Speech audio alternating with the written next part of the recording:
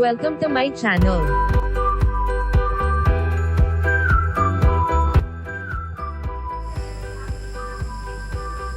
Click the Start menu and select Windows Terminal Admin.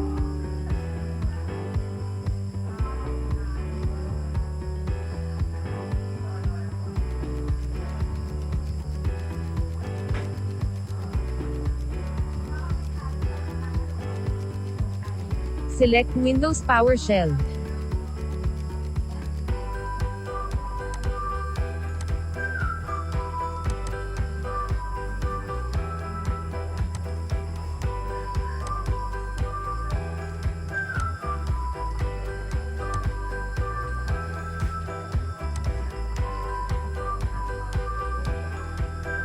If you are Windows 11 user, select this code and copy and paste to the PowerShell and hit enter.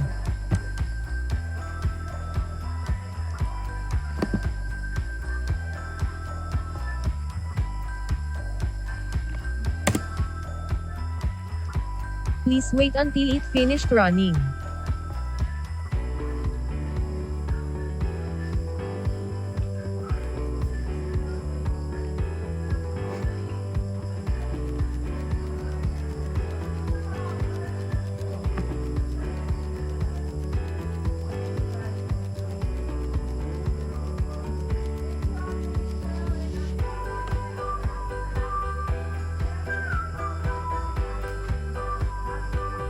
Please like, subscribe to my channel and hit notification bell. Happy watching.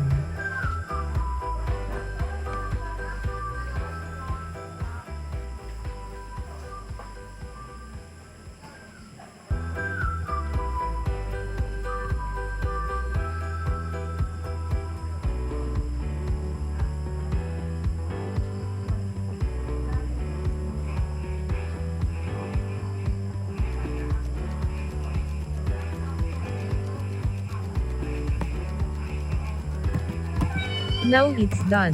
You now open your Windows Defender antivirus.